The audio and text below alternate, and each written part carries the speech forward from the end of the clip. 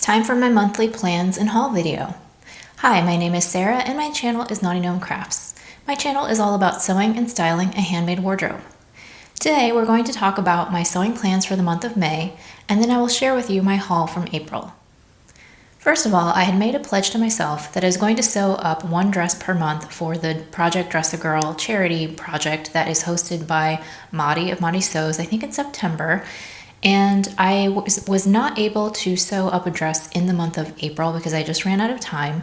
So I want to put it on my plans for May that I'm going to sew 2 dresses so that I can fulfill that pledge. In my previous haul, I picked up a couple of little girl dresses from Simplicity that were on sale for 99 cents. So right now I have not decided which of those patterns that I'm going to use, and I haven't chosen fabrics, but I do want to make 2 dresses using those patterns for the month of May. My second plan is going to be a 3-way collab project. I'm doing a collaboration with Teresa from LostMyThread and Emma from SewDoIteMma. We will all be making the same pattern. So I'm not going to share with you what that pattern is, but I'm very excited about this collab. And all I will say is that I am making this for a work event that I have coming up in May. So I definitely need to get that done because it's going to be here before you know it. Now let's talk about patterns. So there were a few pattern sales at Joann's that I went and picked up a few things. Not a lot. I was actually relatively pleased with myself, at least in this regard. So I got 3 Butterick patterns and 1 McCall's. First up is Butterick 6862. This is a lined oversized blazer. There's no description on the envelope besides Mrs. Jacket, but it is fully lined. It calls for shoulder pads. I think it's a very traditional sort of tailored blazer. It might be a bit on the dressy side. It looks like on view B you can make it sort of a tuxedo style jacket. I would just do a very casual style. This comes in sizes 8 to 24, and I picked this up because it was on sale, and I have been wanting an oversized blazer, but that's not too oversized. So I'm interested in eventually trying this out. It's not super high on my priority list. Next we have Butterick 6054. This is a knit wrap dress. I have been obsessed with wrap dresses lately, and I actually did not really have any knit wrap dresses, so I picked up a couple of different patterns this month. And this one has a grown-on sleeve. It says, fitted wrap dress has right front pleats, shaped right front skirt, wrong side shows, narrow facings, tie ends, stitched hems, and narrow hem finish on armholes. It comes in sizes 6 to 22 and is designed for lightweight 2-way stretch knits only like jersey. And it does not require a ton of notions. So I really like this pattern because it is fairly fitted, and I think the shape would be really nice on me. And I have seen several of people make this on Instagram, so that's why I got that one. Next we have Butterick 6847. This is a cowl neck knit top. I think this might be a reissue of a McCall's. I know that Natita from SewNaturalDane has made a shirt very, very similar to this. It might be the same pattern, I'm not quite sure. But it has a couple of different neckline options and then different sleeve options. I've really been wanting a top like this. Cowl neck tops tend to look really nice on me because I have such a small chest. I feel like it adds a little bit of volume there. This just says Mrs. Cowl neck tops and designed for medium weight, moderate stretch knits. It comes in sizes 8 to 24. And yeah, that's why I got that one. And lastly, I got McCall's 7893. It's another knit wrap dress. This is a Nancy Zeman pattern. This one is described as fitted knit wrap dresses have sleeve and length variations. This is another popular one. I've seen a lot of people make it. It comes in sizes 8 to 24W, and there's 2 different views. I think there's slightly different sleeve lengths. There's an asymmetrical front version on view A, and then B is just more of a straight version. Again, it's a more fitted type dress, and I really like the way that this looks. I like the asymmetrical one, but I like the regular one as well. I also bought a couple of indie patterns. I think because it was Easter, a lot of companies had sales, and so it was very difficult to resist some of these sales, and I actually couldn't resist one of them. So I did pick up a few patterns this month. The first one that I got was not on sale, but I was sort of obsessed with this pattern last year, and then I ran out of warm weather to make it, so I kind of shelved it for a while. I can't really recall how I was reminded of it again, but it just popped up into my brain again and I went ahead and bought it this time. And it is the Ready to Sew Jazz pattern.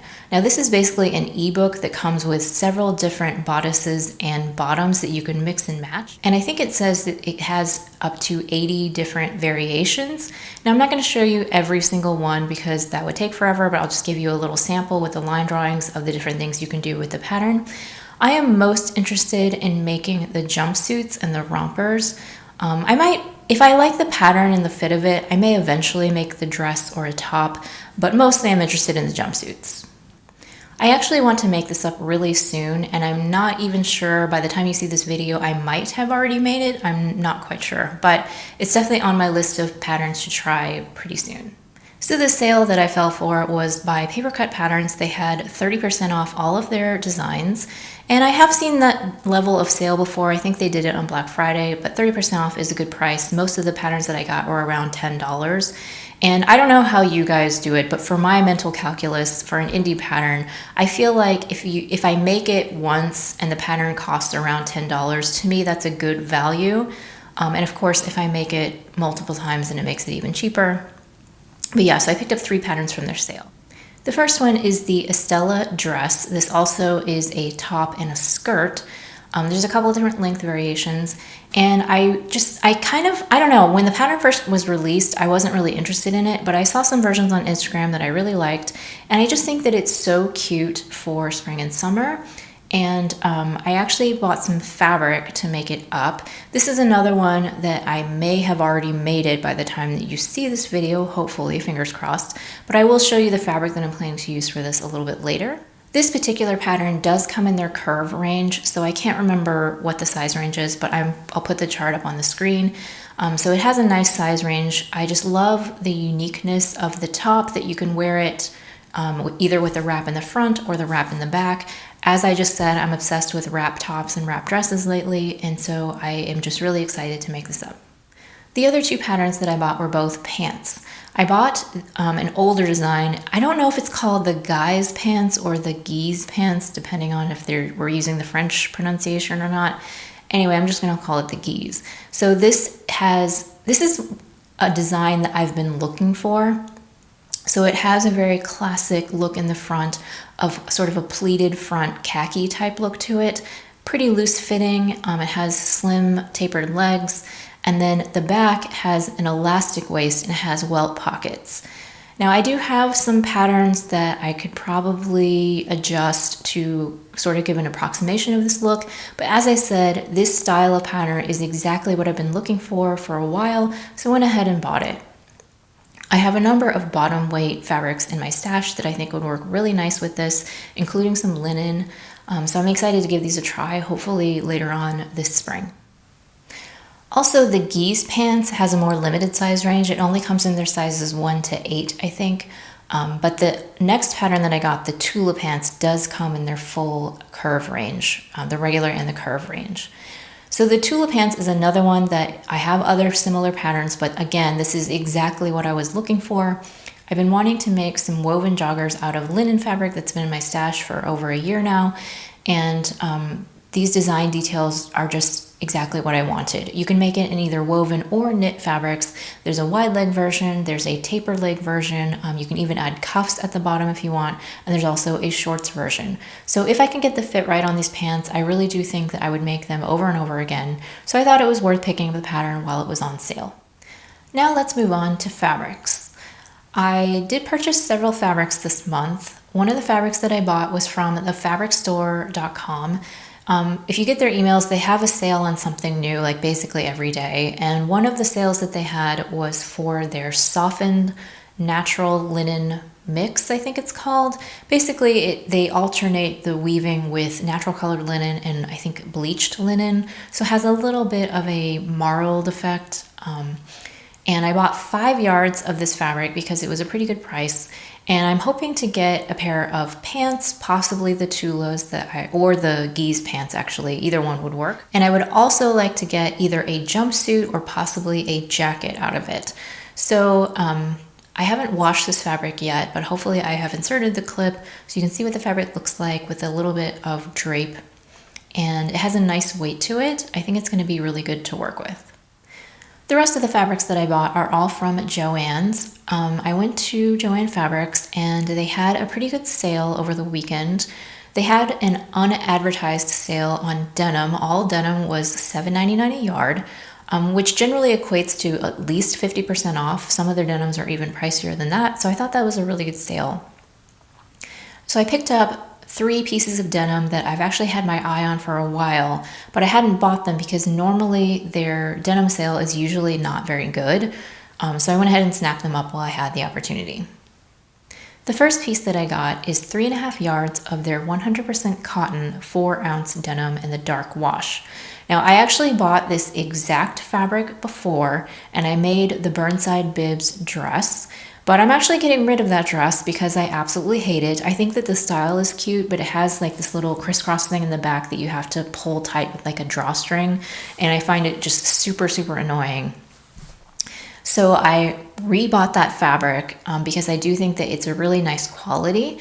And I'm going to make a jumpsuit out of it, probably the jazz jumpsuit.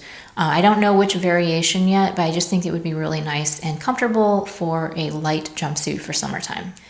The next denim that I picked up is I think it was a tencel denim. It's a tencel rayon blend, I believe.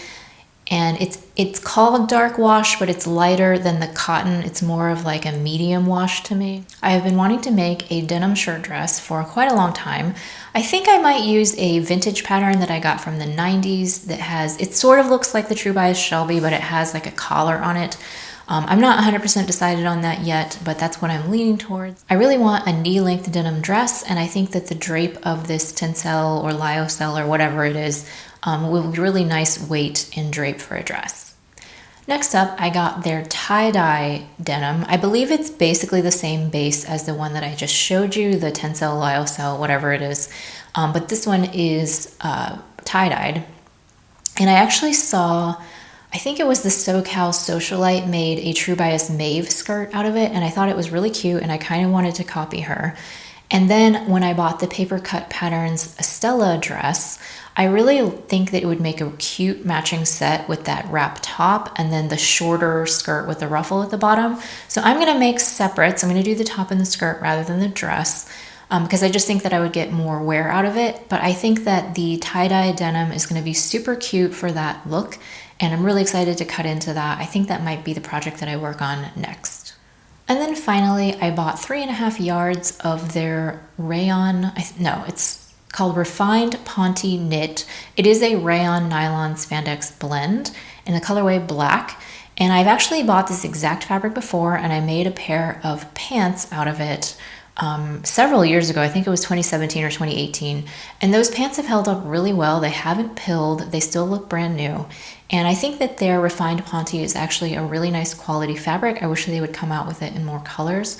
But I'm going to use that fabric to make a jumpsuit. And I think it'll just be really classic and I can wear it forever. So that is not my entire haul for April. I actually placed an order with Serge Fabric Shop and I got a bunch of activewear fabrics. And if you're interested in seeing what I plan to do with them, I'm going to link this video where I talk all about my activewear collection plans. If you enjoyed this video, I hope that you will give me a thumbs up because it helps more people find my channel. And thank you so much for watching. I really appreciate it.